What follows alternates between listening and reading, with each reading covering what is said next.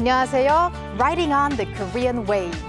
Welcome to a special edition of The Culture Wave as we mark episode 300 today on Christmas Eve. I'm Kwon-soa in Seoul. 2025 was a year we introduced an abundance of K-culture topics, from K-entertainment to K-food, K-beauty, K-travel, K-everything. Hallyu is expanding, no doubt. But still, among all those Ks, K-pop still seems to be in the lead. This year was no exception. In fact, 2025 was another landmark year in the world of K-pop. So first, here's a look back at K-pop in 2025. K-pop in 2025, a year of global momentum. Where to start? Why not with BTS? With all members of the K-pop sensation released from military service, anticipation for a full group comeback next year remains as strong as ever. But even during their hiatus, if you can even call it one, the seven boys strengthened their artistic identities through solo projects. From 방탄소년단 to other So년's or kids, Stray Kids further cemented their status as K-pop leaders with 8 consecutive #1 albums on the Billboard 200, and their record-breaking world tour Dominate, selling fiercely around the world. And who dominated both Billboard and the UK singles chart this year? Blackpink's Rosé with 아파트 featuring Bruno Mars. Game Start was in October 2024, but 아파트's success did not let up in 2025, earning 3 major Grammy nominations and making Rosé the first K-pop artist to win 2 MTV Video Music Awards.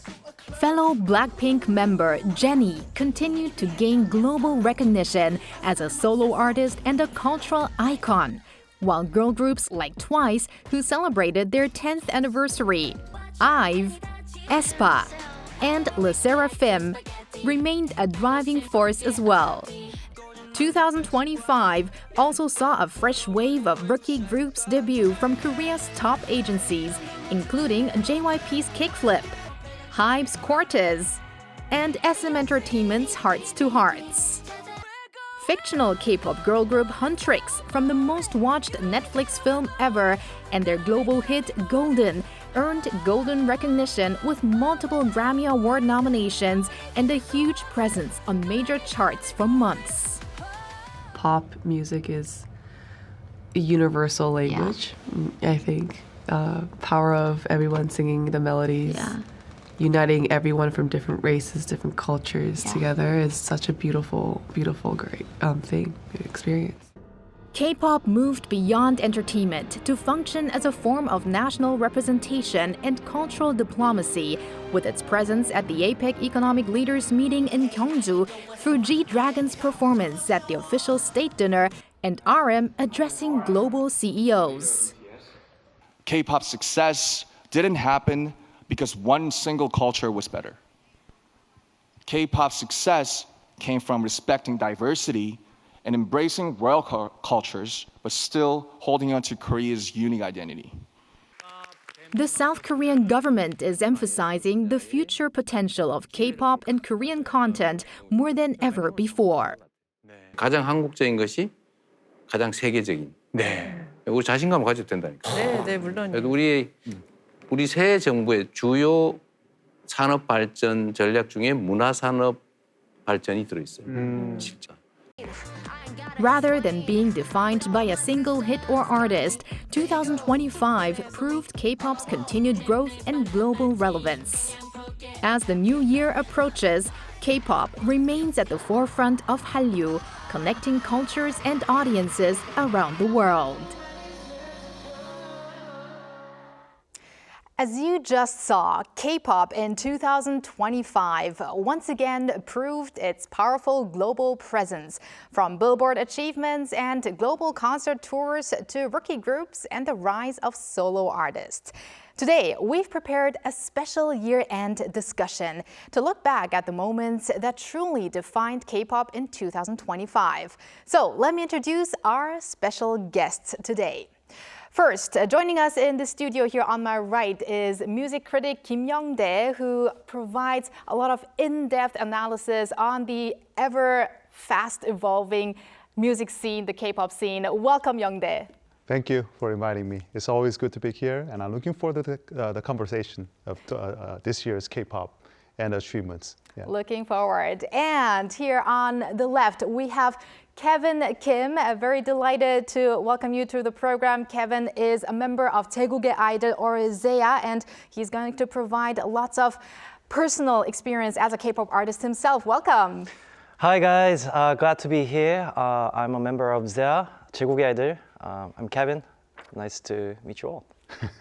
Happy to have you. And now joining us remotely from New York is Jeff Benjamin, our regular K-pop expert and columnist for Billboard, who closely follows K-pop's movement in the global market. Great to have you back, Jeff.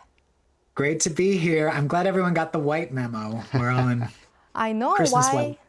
Why didn't anyone tell me? It looks like I kind of represent Christmas and you the snowflakes.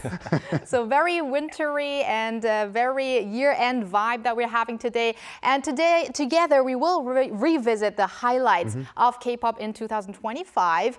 Now, the scenes that fans love the most and also the emerging trends leading to 2026. So let's get down to business and let's start with Young-dae. So first of all, it was a very busy year in the world of K-pop. So the three of you are all connected to this field.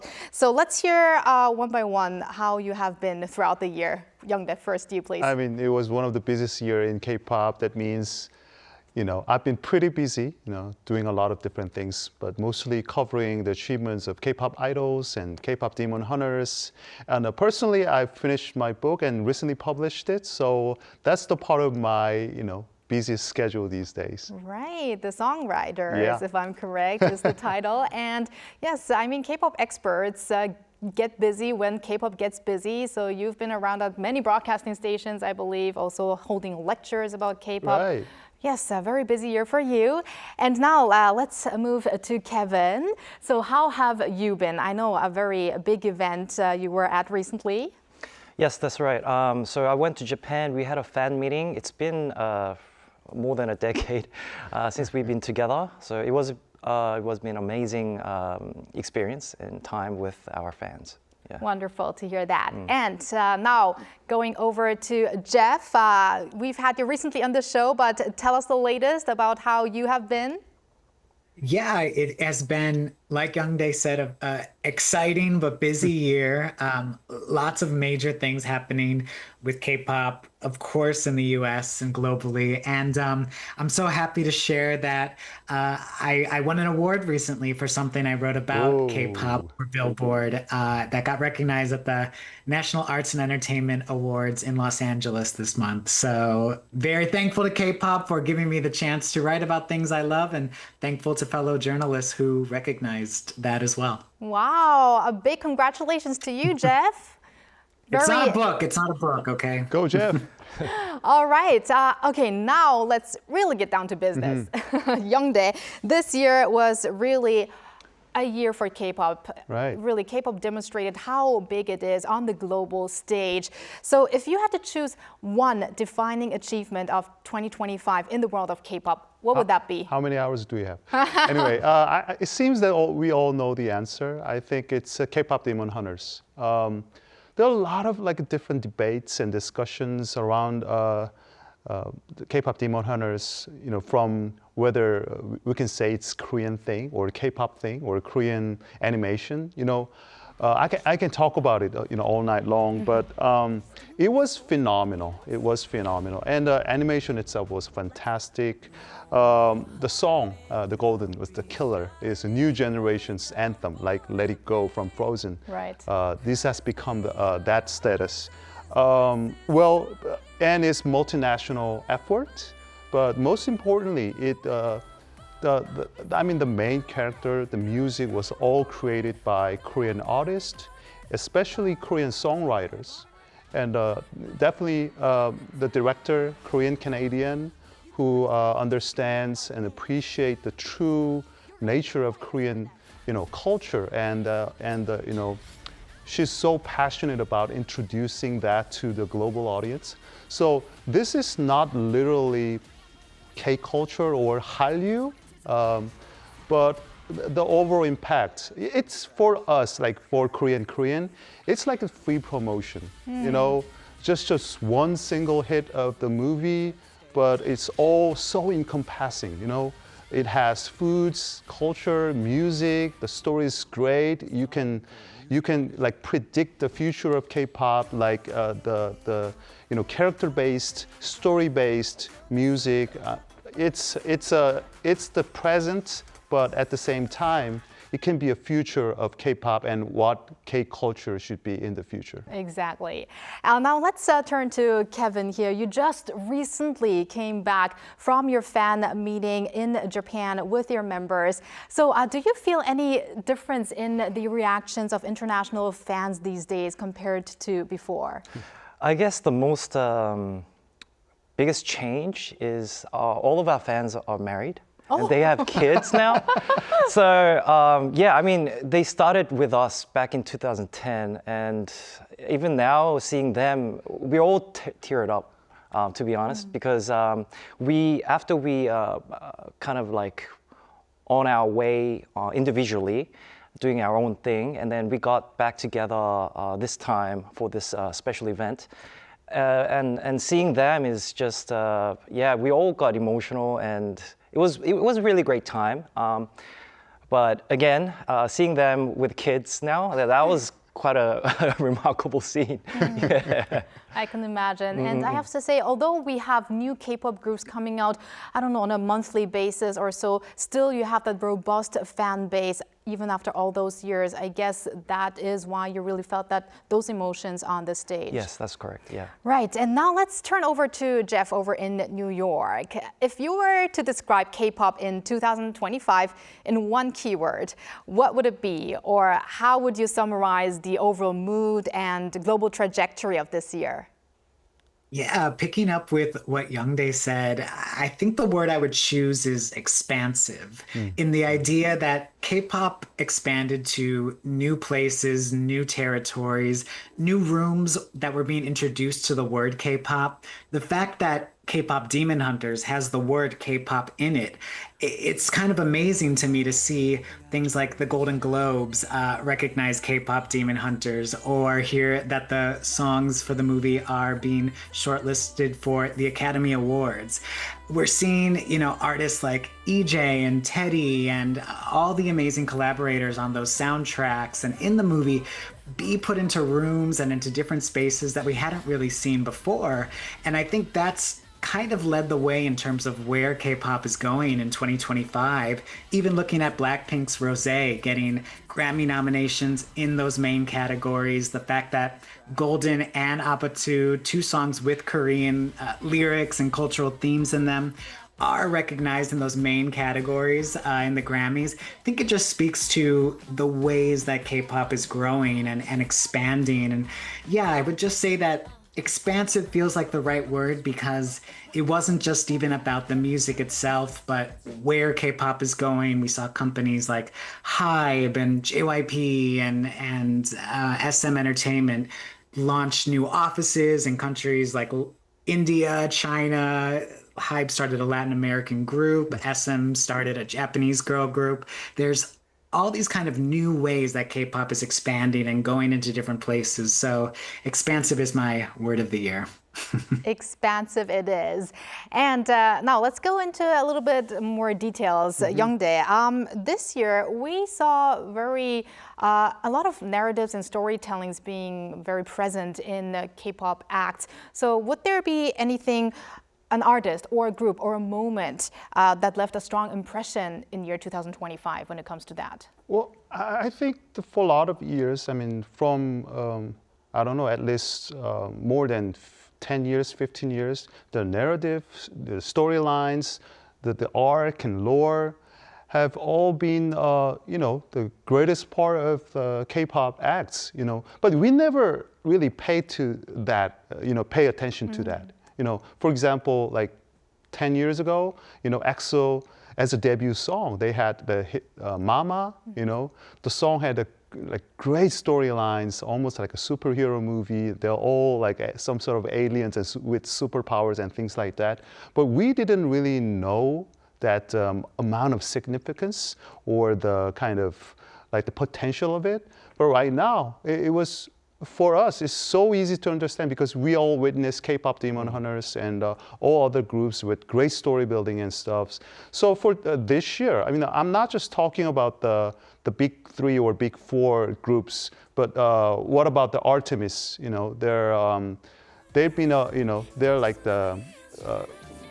They, originally they were a Luna, now they're Artemis, but their songs are always packed with a great story and mysteries and the things that we want to discover more, something like that. Or the Close Your Eyes, another, rookie sensation, but their music video always, the song, they have beautiful aspect of literature in it, the title, sometimes it's too long. It's hard to remember, but it's definitely the story field. And of course, K-pop Demon Hunters. And also groups like Cortis, they, what makes them so different is that they like make their own stories with their own agenda, with their own experience. And, it's the kind of new beginning of that kind of, story-based. And what about the virtual group like Play? They already started this kind of thing, and it's going to be the kind of thing next year too. I feel like when it comes to narratives and storytelling, the entertainment agencies and the producers really have to look ahead so that they can continue with the storytelling and plan ahead for the next years. Yeah, it's authenticity and consistency is all about the success of it in that field, because you don't want to, all of a sudden new stories, new direction in every different, albums or EPs. So you definitely have to, keep that kind of consistent story and story arc. Mm-hmm. Yeah. And Youngdae, you did mention that sometimes it's hard to remember the long names of titles, but I think because we now have a growing fan base around the world, it doesn't always have to be catchy anymore. You can still remember if you're a big fan of K-pop, and you can even remember Korean titles as well. Yeah, absolutely. Right now the competition is too high, so the most important thing is the uniqueness of it. So whether it's the short name or long name, it doesn't really matter right now. And I was a huge fan of Taeguk의 Idol as well. So one of the titles, for instance, Mazel Tov, that's also a very difficult title, actually, but you still remember it if you have been listening to the song over and over again. And now, Kevin, that turns our attention to you now. You probably have been also following all of the acts these days on Billboard. Yeah. And also we have even showing growing presentation of K-pop at the Grammy Awards nominations as well. So from an artist's perspective, how do you see this change, and also compared to back when you debuted? That was 15 years ago, right? That's right. So back in 2010, when we debuted, those years was like for all the idols back then, it was really difficult for us to dream to be on Billboard chart, Grammy Awards, etc. But now I'm so very proud of the younger junior idol groups that they are now hitting, massive hits on the charts. So I would say it's a big change and a big achievement, which we couldn't achieve. So I'm really proud for all the achievements. Yeah. Right, and Zaya is, if I'm correct, a second generation K-pop group, right? And we are the similar age. Yes, that's so right. I can really agree what you're saying as well. And I lived in Germany a long time ago, and no one knew Korean food, Korean K-pop stars, and now everyone talks about K-pop Demon Hunters and they sing to it. So that is really a proud moment for every Korean, I guess. And speaking of generation, we're gonna go over to Jeff now. With the transition now into the so-called fifth generation of idol groups underway over the past couple of years, what changes stood out to you in debut strategies, concepts, or musical genres in 2025?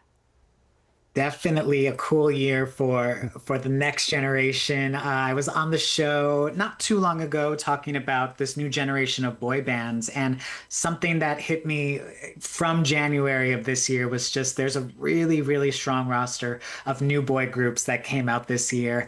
Boy groups that felt very refreshing, but also very approachable in the ways that they brought out music, whether that was groups like Kickflip from JYP Entertainment or Close Your Eyes, which just got mentioned, bringing kind of new, unexpected sounds, really approachable groups, really fun groups like AHOP or AHOF, and just all these kind of boy bands that are doing something a little bit different, and especially someone like Cordis, who is just so proud and so adamant about the fact that they're creators in their musical story. It's not just about songwriting or producing really, but they are part of the visuals, the music videos, all these different kind of aspects of music. So that was so cool to see. But when we're thinking about rookie groups, of course, we have to talk about the co-ed groups like All Day Project. And I just thought it was so cool to see finally a co-ed group really make kind of that impact from the beginning in the way that All Day Project was able to. And I think it's almost kind of funny because now that we're here at the year end, there's all these year-end award shows, and sometimes they break it up into, you know, best new male artist or best new artist female. And when you have a co-ed group, you can't really put them in one or the other. I've seen some award shows try to do it, but I think it's almost kind of showing just how, you know, unimportant gender might be when it comes to just finding great new artists, great music. And I really am impressed by not only what All Day Project did, but what the Black Label did with this group, what they did on K-Pop Demon Hunters with a group like Meow, what they did with Rosé.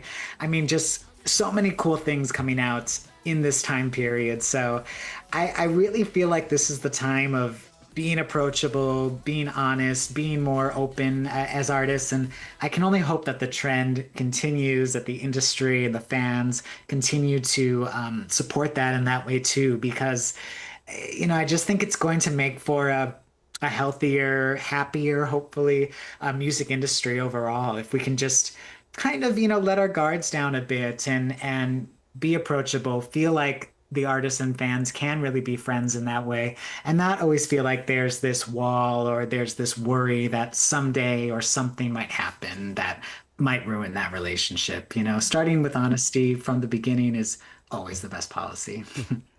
Right, and Jeff, you mentioned All Day Project, and speaking of gender, I also found it interesting that G-IDE, they changed their name into IDE, so maybe a little less focus on that, you know, we are our girl group, maybe more we are our K-pop group. And yes, it looks like... I love that you brought up that point. It's such a good idea because it was something Soyeon in particular talked about earlier in the group too, that, you know, she didn't want to necessarily be just, you know, keep the G there for a girl. She always wanted to be a group for everybody. So I love that you brought that up. Thanks for reminding me. No worries. And yeah, it looks like we are experiencing more and more because everyone is interested in K-culture and K-pop right now. So, Youngdae, there seems to be a notable shift in the strategies by agencies as well. Right. So, is there anything interesting that caught your attention this year? Well, at this point, I think Jeff would agree, but it's so hard to predict. I think it's really unpredictable era, you know. Few years ago, it was all about the girl groups and their identity, you know, the statement kind of thing. Last year and this year, it was all about the boy group going to a new direction, like refreshing kind of, you know, in Korean, 청량 vibe, and very like really typical traditional boy bands vibe, all, you know, all of a sudden coming back. But at this point, it is really, really hard to predict because, you know, the one thing that is pretty sure at this point is it should be global. I mean, a few years ago, we still have a dichotomy, like global, local, you know, some groups for Japanese market, some groups only local market, you know, some groups, you know, just all for international market. But this time, I mean, this year, that kind of boundary has been, you know, already kind of collapsing. And I think whether it's big agency, small agency, the key is to approach the new territory of global market. It should not be just U.S. or Canada or Europe. It could be all the vast amount of Latin music market, and all different interesting possibilities. We have Indonesian member in Hearts to Hearts, the new girl groups. So the idea of having international member in a multinational group has been really diverse itself. And the strategy has been really diversified as well. I mean, Jeff mentioned Cortis, but Cortis right now, all the project as well. They're now, at one point there was just performance idol, then there were music idol, like the self-producing idol. But right now, I think it's the era of creator idols. So not just music, composer, producer, but the one that is in charge in all kinds of like a song making, producing, like video editing, and it's like the combining A&R department and PR department and the art department at the same time in one group. I think that kind of thing might be the future of K-pop. Things are changing fast here in the world of K-pop.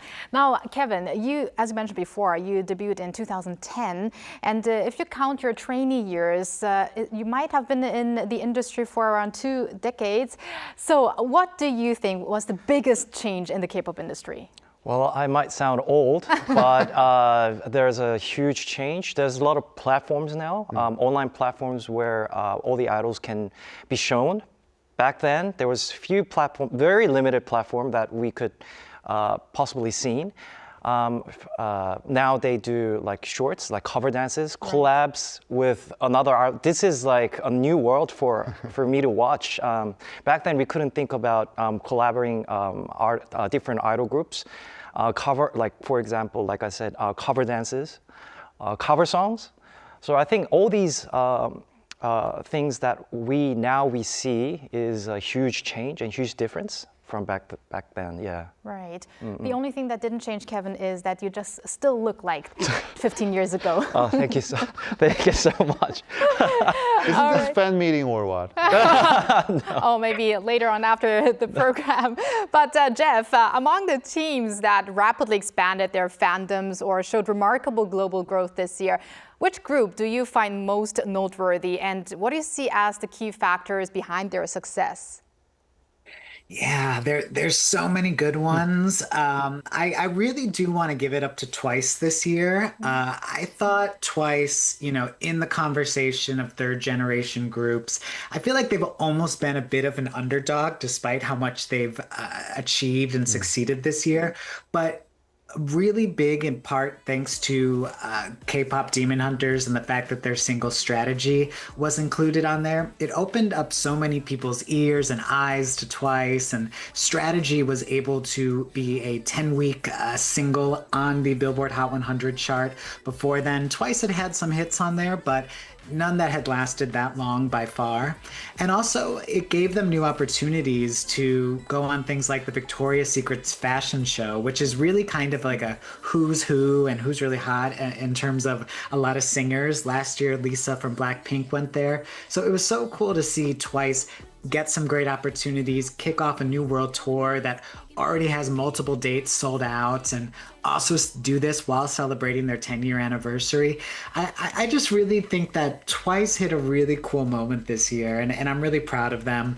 I also want to mention Taemin, because Taemin had a really big year this year, doing his first solo world tour. And he didn't do it with, a humongous partner like Live Nation or AEG. He did do it with a smaller promoter in that way. But this tour sold out almost automatically, especially in the US. And it actually was the reason, because it was just so impressive, that he was able to get a spot on Coachella 2026.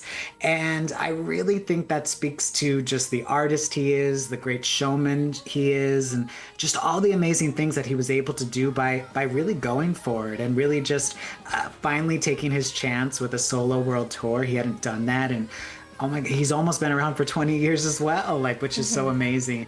The fact that, it wasn't just him, it was so many, artists really going for it in that way. I know, we could go on and on. We have so many big achievements this year. But I'm glad that Jeff mentioned Twice, because Youngdae, you actually had a very special discussion on the future of K-pop here at Arirang TV with members of Twice, along with President Lee Jae-myung. So we did talk about this before. Just briefly now, what was your biggest impression during that discussion? That's the way I've been introduced to the audience recently. And, Right. oh, you're the one with the president. Okay, so we cover a lot of like different things in a very short amount of time. We definitely talked about the impact of K-pop Demon Hunters and what kind of like potential of K-pop in the future. Oh, by the way, when Jeff and I were talking about Twice when we first met, decades ago, but we were still talking about Twice in 2025. That's something amazing, and because I mean, second generation still have a chance and very relevant. But what we discussed during for that event was now it should not be just animation or single music. It should be all inclusive, like all encompassing, like I said before. So just let's keep this like a momentum in other fields. President Lee Jae-myung especially emphasized the power of food, K-food, because food is so universal, and K-musical these days. And the language is so important because the language is the kind of like a glue that connects all the different arts and medias, especially for foreigners. So yeah, so I think from now on, we kind of stopped using the word Hallyu before, but right now Hallyu is actually coming back because it is not just K-pop, K-movie, K-drama. It's all K-culture these days. So I think. That's the thing. So we really wanted to emphasize the power of the creators. Like K-pop Demon Hunter, it's not just a movie. It's behind the scene. We have so many amazing songwriters, performers, choreographers. So I think that should be the future project. So making a lot of like relevant and capable creators for this business. And that's going to be the thing that we should really, keep in mind. All right. And looking ahead then toward 2026, Jeff, are there any upcoming shifts in the global market or artists that we should keep an eye on? I mean, I really do think Cordis is the one to watch, and I'm going to make a big prediction, first time here in Arirang, but I think they're going to have a #1 album in the US. Maybe not in 2026, but I do think they're going to really make an impact and be able to get that #1 album in the future, because like Youngdae said, I do think that this is where K-pop is going. They, artists who can have more control, more ownership, feel more part of their music. And I think that's a growing trend that we're seeing just in general. The fact that, and anyone can pick up their phone and record music or share themselves doing different things is just so influential in the way that anyone creates these days. And I think it's going to impact K-pop in that same way. So I really think that that's going to be just something to really watch, really hold on to. And I'm sure that Cordis will be leading the way in the trend for other K-pop groups as well. So that's my big thing. I think I'm going to be watching, because it's not just about K-pop. I think this is happening globally as well. Okay, thanks for that forecast. We're going to keep that in mind. And now, Kevin, what was the most memorable moment for you in year 2025? And also, could you share us your personal plans or goals for next year or the years ahead? I would say definitely the recent fan meeting in Japan. It was most memorable time for me. For next year, we were actually, all of our members were talking, maybe coming back as of 9. But we gotta figure it out how and when. We're still talking, but I cannot make any promises. But hopefully, maybe next year, maybe with a new album, maybe an event. Hope to be back as a 9. That's one of my goals. So many fans will be looking forward to that. I'm going to cross my fingers for that to happen, Okay. Kevin. Thank you. So my next question goes to both Youngdae and Jeff. Let's start with Jeff. How do you think 2025 will be remembered in the history of K-pop, and what are you looking forward to the most in the years ahead? I mean, you did mention Cordis, but maybe anything else? Yeah, I think, 2025, I think, is the year that K-pop really did become global in that way. I know that word is used a lot, and sometimes it's almost like, I feel like it's this crutch, or it's something that everyone wants to, say without a lot of proof. But I think you can really show the different ways that K-pop really did go global this year. I mean, K-pop Demon Hunters has won awards around the world, in France, in the US, in Korea, and in Asia. It's just been all over kind of a sensation in that way. And Netflix, a global platform, the #1 movie ever watched there. So I think it's definitely going to be remembered in sort of this more global way, in the idea that, K-pop didn't just stay in one place, or it wasn't just about one area or one specific group, one song. It was about, all these different things coming together, looking at things like the success of Appa 2, or you see someone like Cat's Eye coming from the K-pop model and going, truly global in that way, with a global girl group and different countries that they all came from in that way.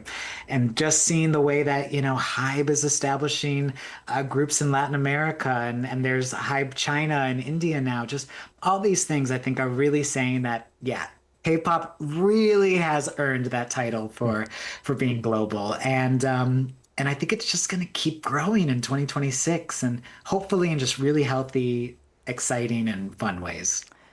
Oh, so much potential. Now, just quickly, you want to add something to that, Youngdae, please? I think it's going to be remembered as the year of Honmun. Oh, Back in '88, the Koreana singing the anthem of Olympic Games, like hand in hand, talking about breaking down the wall that come between us for all time. Now it's finally realized in a global manner. So it's definitely a year of K-pop, especially the year of K-pop becoming finally not just global, but being a mainstream. well, that's going to wrap up our special edition today. This was not just informative, it was also very touching. So thank you very much. First off, thank you, Youngdae, for coming in today. Thank you. I'll be back. Yes, you'll be back, of course. And thank you, Kevin. I wish the best for that to come back and update us on anything that's coming up. Of course. Thank you. And thank you, Jeff. As always, we're going to see you back in 2026. See everyone in 2026. Happy New Year. Oh, Happy New Year and Merry Christmas to all of you as well. Thank you.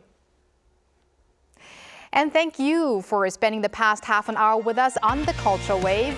We'll be back with our regular program after Christmas on Friday at 2 p.m. Korea time. See you then, and Merry Christmas.